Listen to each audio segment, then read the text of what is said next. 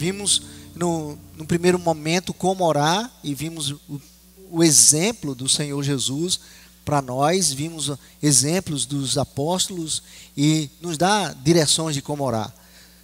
Na segunda mensagem nós falamos sobre o conteúdo da nossa oração, em que direção realmente nós devemos orar. E hoje nós vamos falar sobre oração intercessória, né? Uma oração em que nós devemos interceder pelas pessoas. E eu peço a você que abra 1 Tessalonicenses capítulo 2. 1 Tessalonicenses capítulo 2. E nós temos um exemplo aqui do apóstolo Paulo em sua oração. A partir do versículo 17 até o capítulo 3, que nos diz, versículo 8, de 3 a 8. Então, 1 Tessalonicenses capítulo 2, versículo 17 em diante, nos diz assim a palavra do Senhor.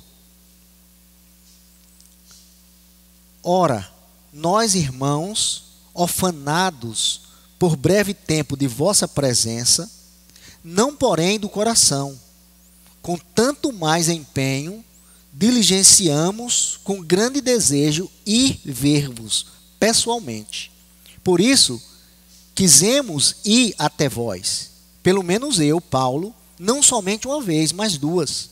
Contudo, Satanás nos barrou o caminho.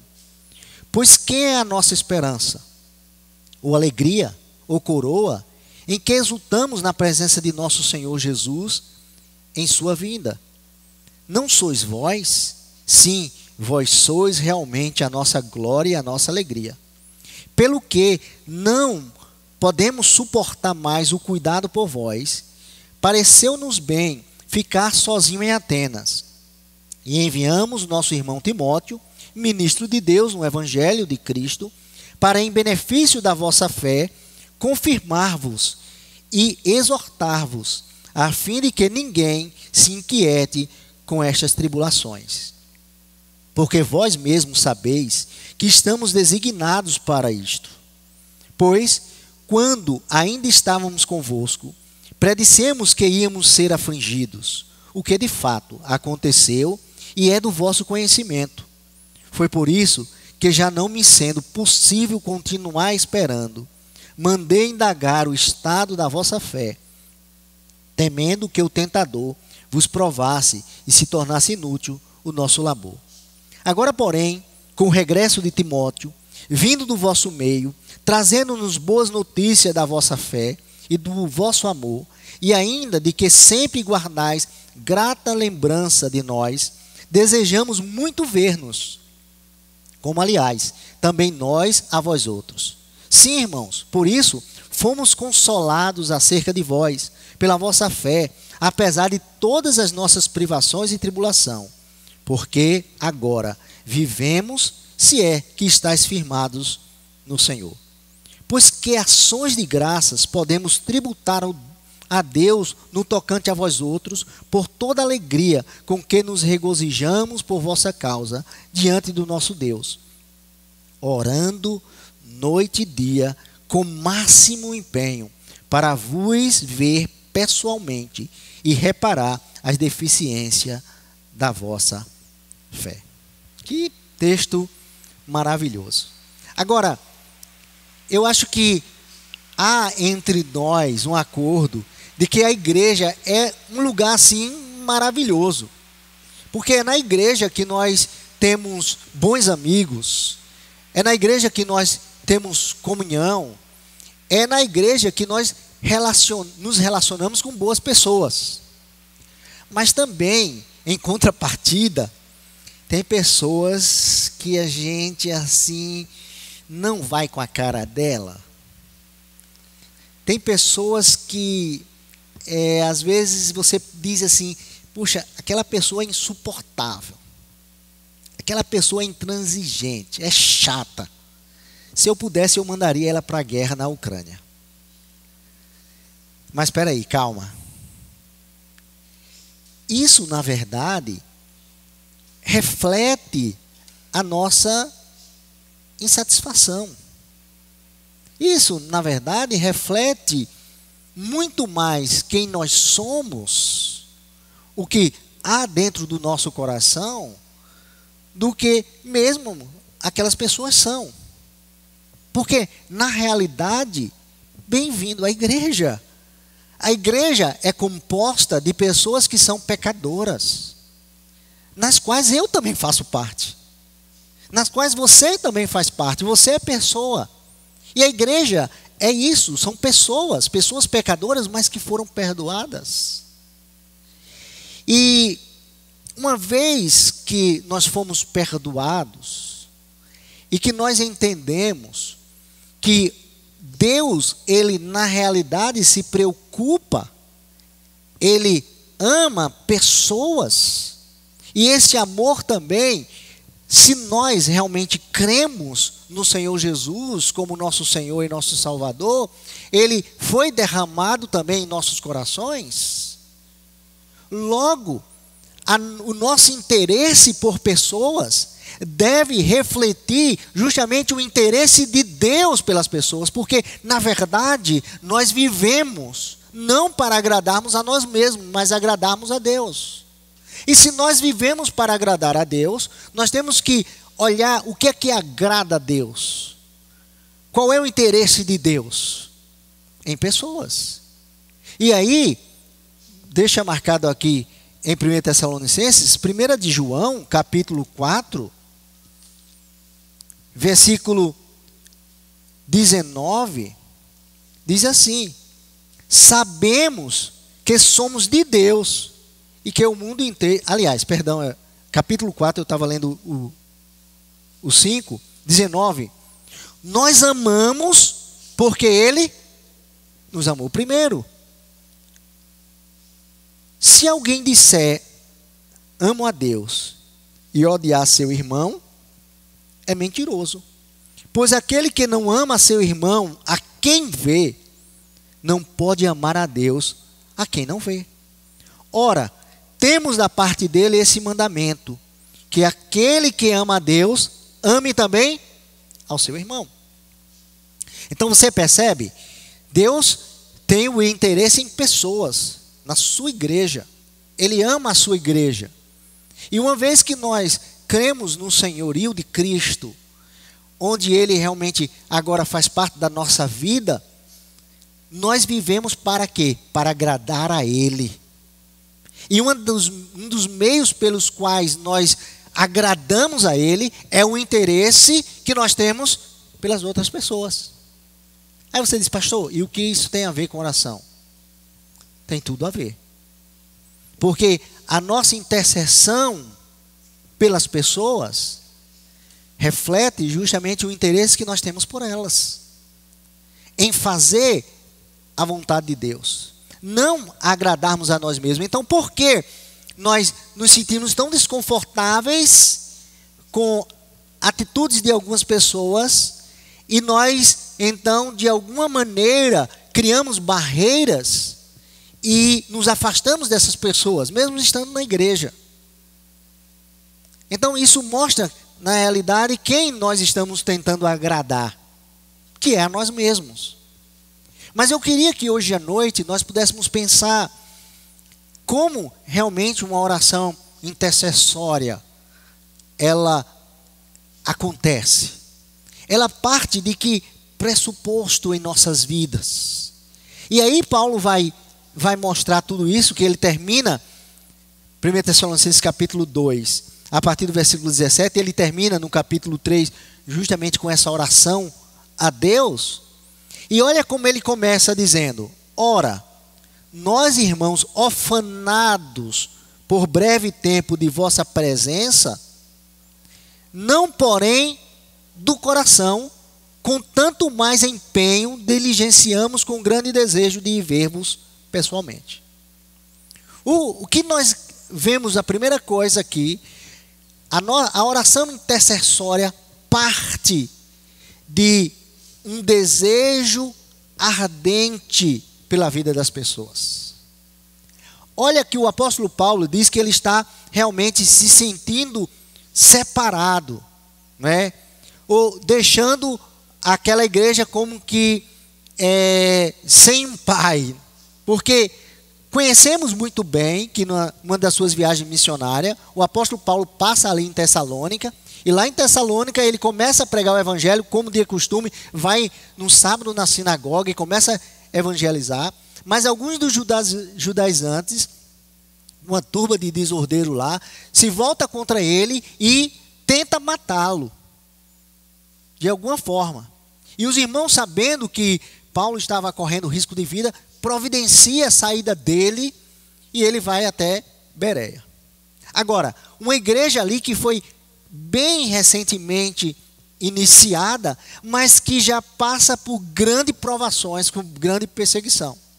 E Paulo sai, vai para Bereia. De Bereia, mais uma vez, aqueles que começaram a persegui-lo em Tessalônica, também chegam a Bereia, quer de alguma maneira perseguir o apóstolo. E o apóstolo tem que sair dali, não podendo mais suportar a situação, e vai para Atenas. E lá em Atenas, ele se encontra agora preocupado, profundamente preocupado, com aquelas vidas que ficaram ali em Tessalônica, alvos de perseguição, sofrimento. E eles ouviram do evangelho. E ele diz então: nós, irmãos, orfanados por breve tempo de vossa presença, fomos tirados. Foi necessário isso acontecer, não porém do coração. Ele tinha um profundo interesse na vida das pessoas. Ele tinha um profundo interesse na vida daqueles que agora se encontram em meio a perseguições, sofrimento. Ele amava de fato aqueles irmãos ali. E ele diz: com tanto mais empenho, diligenciando com grande desejo de ver-vos pessoalmente. Por isso, quisemos ir até vós, pelo menos eu, Paulo, não somente uma vez, mas duas. Contudo, Satanás nos barrou o caminho. Pois quem é a nossa esperança, ou alegria, ou coroa, em que exultamos na presença de nosso Senhor Jesus e na sua vinda? Não sois vós? Sim, vós sois realmente a nossa glória e a nossa alegria. Vocês são realmente uma alegria na minha vida. Amados, se nós queremos ter uma vida de oração, e especialmente uma vida de intercessão, nós precisamos tomar como exemplo a vida do apóstolo Paulo em oração. Ele tinha esse profundo interesse pelas pessoas. Ele não queria simplesmente se gloriar porque aquelas pessoas ouviram do evangelho. Ele diz: vocês são minha alegria porque eu vejo que vocês realmente creram no evangelho. E nós sabemos muito bem que o mundo jaz no maligno, como diz aqui em 1 de João capítulo 5, que nós começamos a ler, não era o texto que a gente ia ler naquele momento. Mas nós sabemos que o mundo jaz no maligno. Nós sabemos que as pessoas estão a passos largos de irem para o inferno. E se nós que temos a palavra de Deus, se nós que conhecemos ao Senhor Jesus como Senhor e Salvador da nossa vida, se nós que em nossos corações foi derramado o amor de Deus, não olharmos para as pessoas com compaixão, vendo as necessidades que ela tem de ter um encontro com Cristo, a despeito de quem elas são, ladrões, prostitutas, mentirosos, fornicadores, seja lá o que for. Mas nós que outrora também fomos todas essas coisas, de alguma forma, de alguma maneira. Mas deve vir sobre nós esse interesse genuíno pelas pessoas. E a compreensão que as pessoas, elas só andam no pecado porque elas já nasceram em pecado e elas vivem na influência do príncipe das trevas. Elas fazem a sua vontade. Elas fazem a vontade da carne, elas fazem os seus próprios pensamentos, ou executam os seus próprios pensamentos. Elas são, na verdade, filhos da ira, como todos aqueles que não creram em Jesus. Mas a nós cabe ter esse interesse genuíno por aquele vizinho que é chato e coloca um som alto que você, puxa, eu querendo dormir no sábado à tarde, o cara coloca um som nessa altura, ou no domingo à tarde para vir à igreja e o cara coloca um som alto lá no condomínio que você mora. Ou aquele vizinho chato que chega 10 horas da noite na garagem de frente do seu apartamento com um som bem alto, buzinando, fazendo... Caramba, uma hora dessa o cara chega desse jeito, né? Ou aquela vizinha que lhe confunde com um malfeitor e diz assim, não, você também era desses que estava aí fumando, cheirando, né? E eu, como assim? Não entende, às vezes. E você, como vai encarar essas pessoas? Pessoas que estão necessitadas da graça de Deus. Pessoas que realmente você deve ter um interesse genuíno por elas, pela vida dessas pessoas. Porque as vidas delas são preciosas nas mãos de Jesus. Uma vez que elas forem salvas, elas podem servir como grande testemunho para que outras pessoas venham realmente crer no Senhor Jesus. Então essa oração de intercessão, né? Essa oração onde você faz intercessão pelas pessoas, ela não é só pelas pessoas que você ama. É muito fácil interceder por aqueles que eu amo. É muito fácil me preocupar com as pessoas que estão à minha volta. Mas que tal se preocupar também com aquele irmão que você acha que ele é tão chato, que você acha que não suporta, ou aquele vizinho, ou aquele colega de trabalho, e você começar a interceder por ele. Você começar a orar por ele. Orar pelo seu patrão. Aí, na realidade, Deus vai fazer com que esse amor que já está em seu coração seja manifesto. E a oração de Paulo era, claro, era uma preocupação específica por aqueles irmãos, era um desejo genuíno por aqueles irmãos, mas que para nós, não só para os irmãos, ele também certamente estava preocupado por aqueles que estavam ouvindo da palavra e iriam se converter, e iriam fazer parte agora daquela igreja. E esse era o desejo dele, de estar ainda com eles, tendo uma outra oportunidade como ele teve na hora de fundar a igreja. Então a primeira coisa na oração intercessória, tenha esse interesse genuíno para as pessoas. Não olhe para as pessoas focalizando no seu pecado, mas na sua necessidade.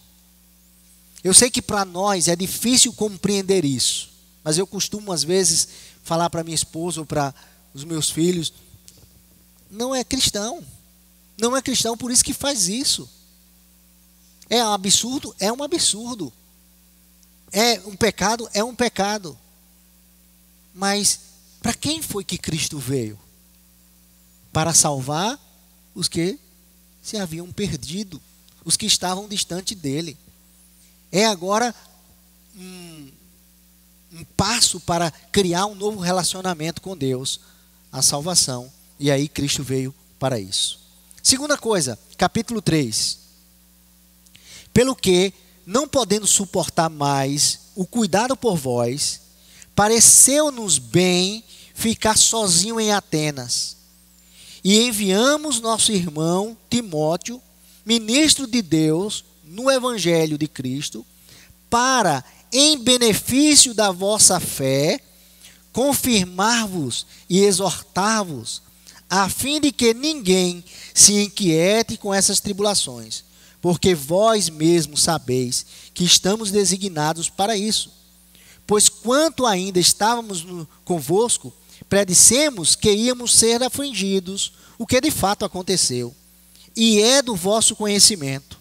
Foi por isso que, já não me sendo possível continuar esperando, mandei indagar o estado da vossa fé, temendo que o tentador vos provasse e se tornasse isso inútil, né, o nosso labor.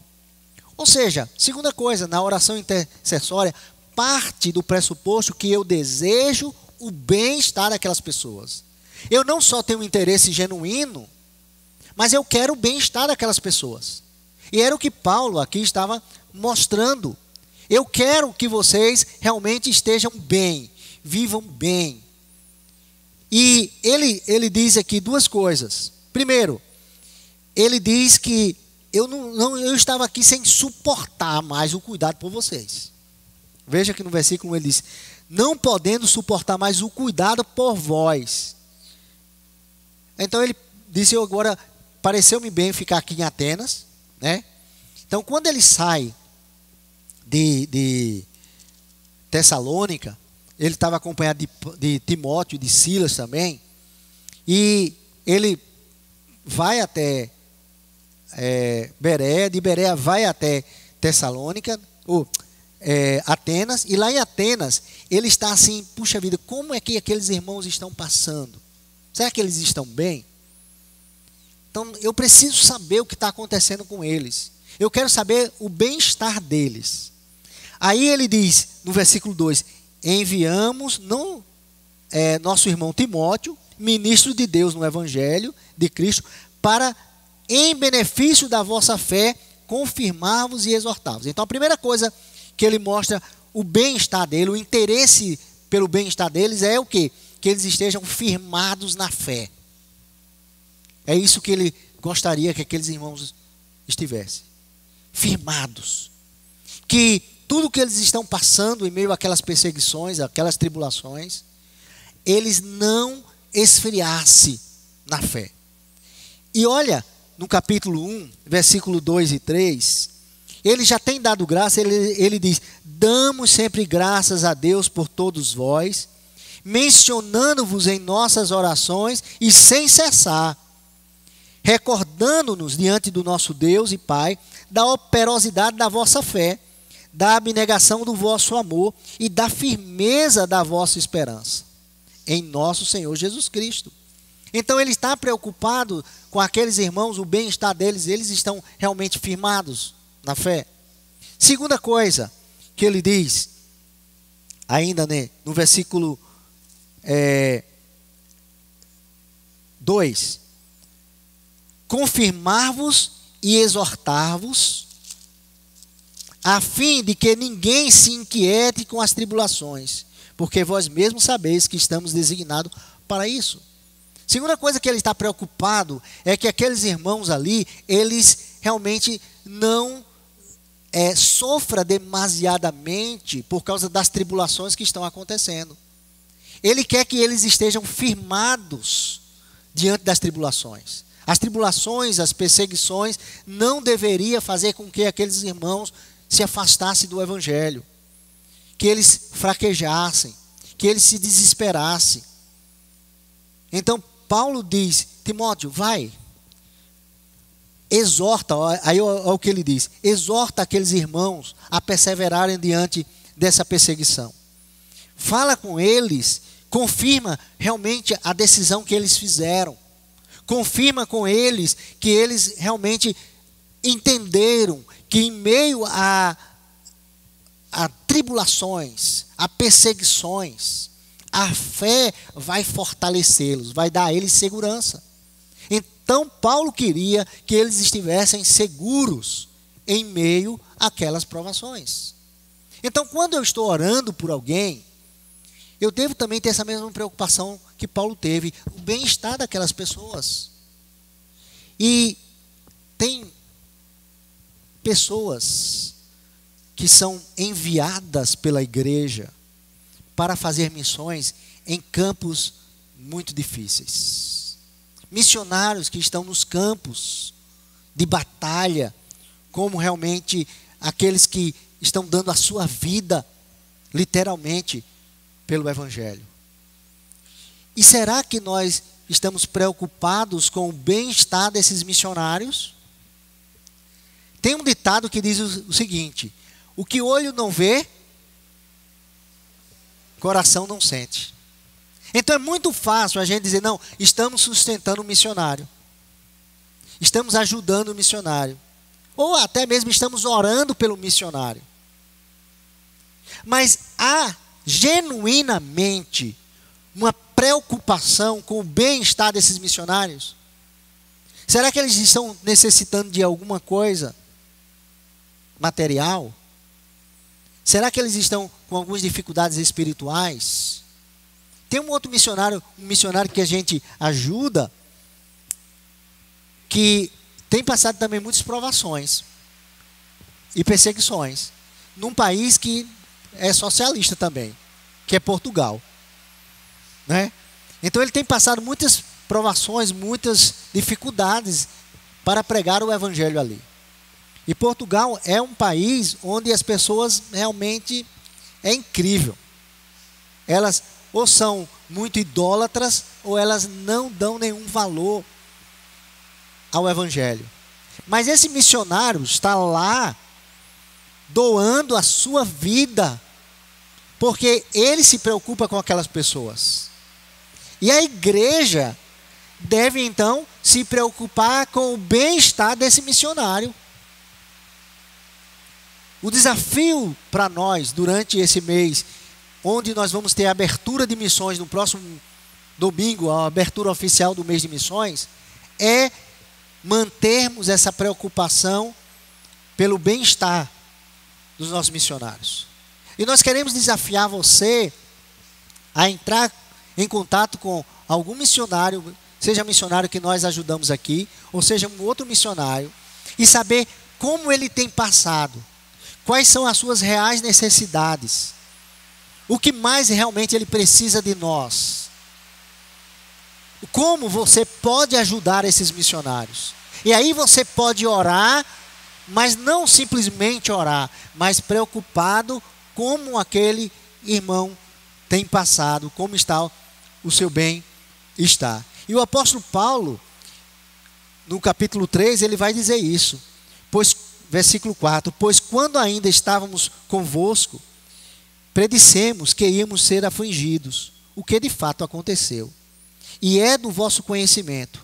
Foi por isso que, já não me sendo possível continuar esperando, mandei indagar o estado da vossa fé, temendo que o tentador vos provasse e se tornasse inútil o nosso labor. Então Paulo diz, eu realmente tenho estado preocupado com o bem-estar de vocês. E é por isso que eu mandei Timóteo. E uma das razões também que eu mando Timóteo é porque você pode estar vulnerável aos ataques do inimigo, de Satanás. Vocês poderiam estar sendo atacados por Satanás, e Timóteo foi aí para justamente fortalecer vocês, ajudar vocês nessas batalhas do dia a dia. E certamente todo missionário, ele chega momentos na vida dele que ele fica pensando, puxa vida, o que é que eu vim fazer aqui, né? Muitas vezes ele se sente abandonado quando as provações são tão intensas.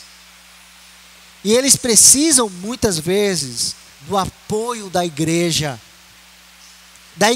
que se interessa por ele, que se preocupa com o seu bem-estar, que procura suprir alguma de suas necessidades. Então, meus queridos, nós precisamos seguir esse exemplo do apóstolo Paulo. Nós precisamos ter um interesse genuíno pelas pessoas. Nós precisamos nos preocupar com o bem-estar das pessoas. E nessa preocupação com o bem-estar das pessoas, devemos seguir o exemplo que Tiago diz. Se você ver um irmão passando necessidade e diz para ele, vou orar por você, de que isso adianta se você não der aquilo que ele precisa? Então muitas vezes tem irmãos em Cristo Jesus que estão passando necessidades e você simplesmente ora por ele, ou se preocupa com o bem-estar dele, com a sua saúde, com o suprimento das suas necessidades. Então o apóstolo Paulo, ele tinha essa preocupação pela vida espiritual dos irmãos, tinha preocupação com o bem-estar deles, e certamente isso se estende devido às perseguições em todas as áreas da vida deles, especialmente, claro, da vida espiritual. Mas uma terceira coisa, a oração intercessória, ela parte também de um outro ponto. Versículo 6. Agora, porém, com o regresso de Timóteo, vindo do vosso meio, trazendo-vos boas notícias de vossa fé e do vosso amor, e ainda de que sempre guardais grandes lembranças de nós, desejando muito ver-nos, como aliás, também nós a vós outros. Sim, irmãos, por isso fomos consolados acerca de vós pela vossa fé, apesar de todas as nossas privações e tribulação, porque agora vivemos, se é que estáis firmados no Senhor. Terceira coisa, o apóstolo Paulo mostra que a oração intercessória parte do prazer de vermos o crescimento das pessoas. É interessante como tem cristãos que eles, na verdade, ficam muito mais antenados com as más notícias do que com as boas notícias. As más notícias de que um crente se afastou do evangelho. A más notícia que um pastor foi pego em adultério. A má notícia de que um crente que servia tanto, o ministério agora está afastado. Na verdade, tem pessoas que ficam logo atentas para as más notícias. Mas, e que tal orarmos dando graças a Deus? Porque tem cristãos que estavam tão apáticos e agora eles estão servindo nos ministérios. Por cristãos que estavam tão distantes de Deus e agora estão retornando à casa do Senhor. Estão servindo mais ao Senhor.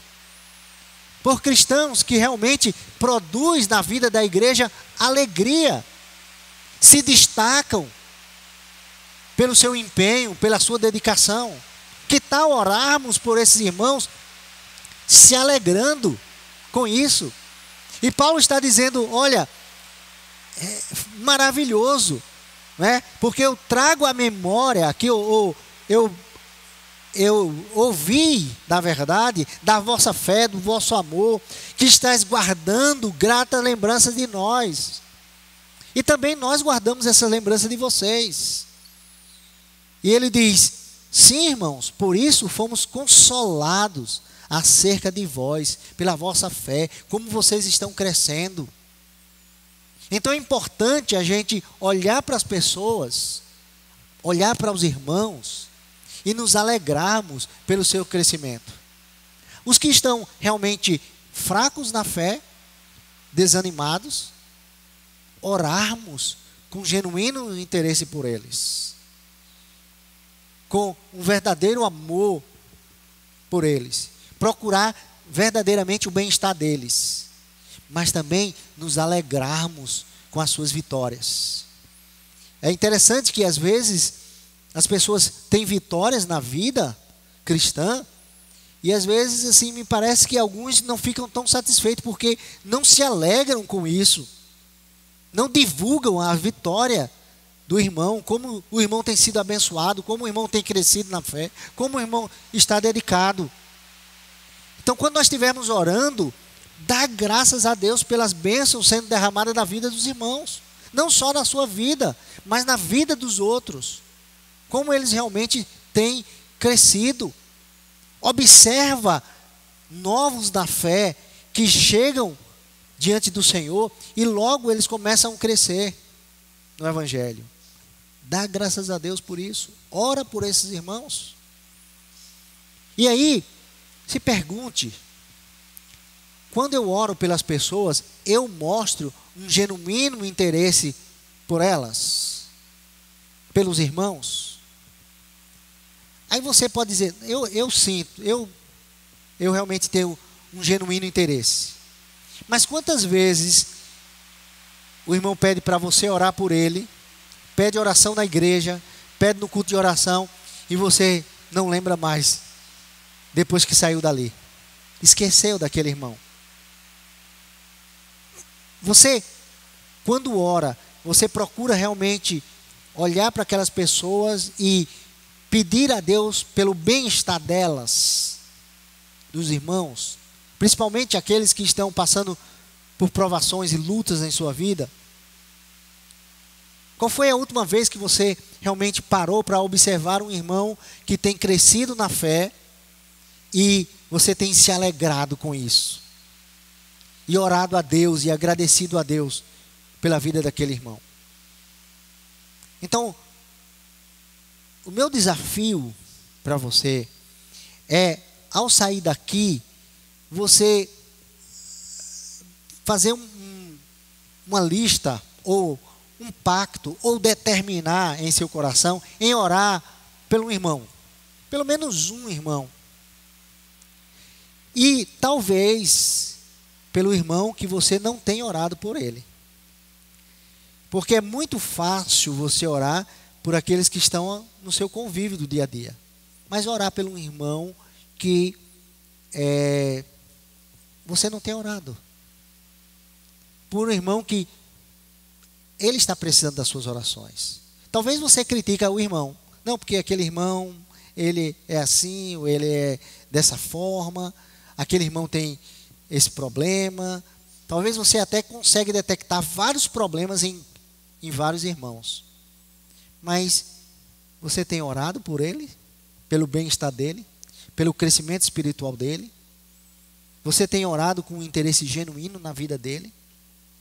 Então vamos estabelecer, principalmente quando nós viermos ao culto de oração, ao ouvirmos os pedidos de oração, né, os irmãos compartilhando as suas necessidades, levarmos aquele pedido com máxima consideração.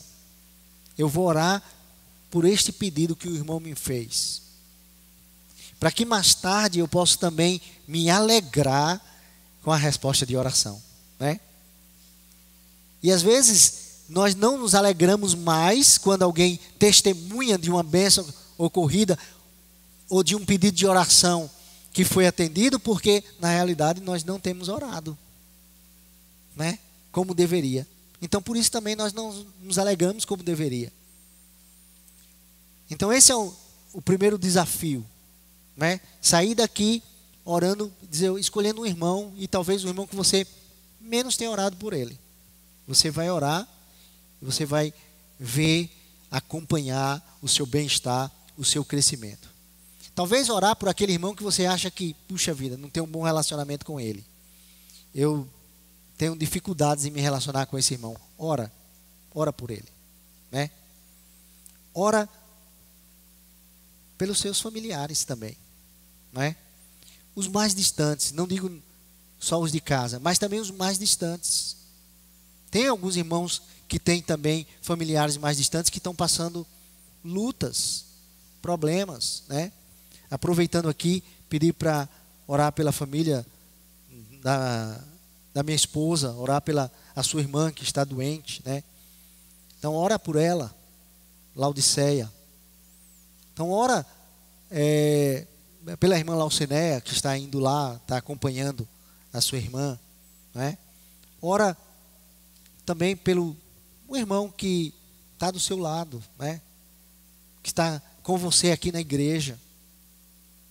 Ora pelos missionários, mas ora genuinamente por eles. Esse mês temos como desafio orar incessantemente pelos missionários. Você sabe quais são os missionários que a sua igreja contribui? Se você não sabe, durante todo esse mês nós vamos enfatizar esses missionários. E nós gostaríamos que você realmente mostrasse um interesse genuíno por esse missionário. Que você realmente tivesse interesse no bem-estar desse missionário. E que você pudesse se alegrar com os relatórios missionários que vão ser apresentados aqui durante esse mês. Então, para um pouco e nesse momento, curva a tua cabeça e ora ao Senhor, dizendo: Senhor, eu quero viver realmente uma vida de intimidade com o Senhor na oração. Mas eu quero também, ó Pai, ter uma vida de buscar o interesse dos outros, não simplesmente o meu interesse, como é o teu interesse na vida da igreja. Eu quero amar genuinamente as pessoas. Dá-me, Senhor, essa capacidade de olhar para as pessoas com um olhar realmente que o Senhor tem para com elas.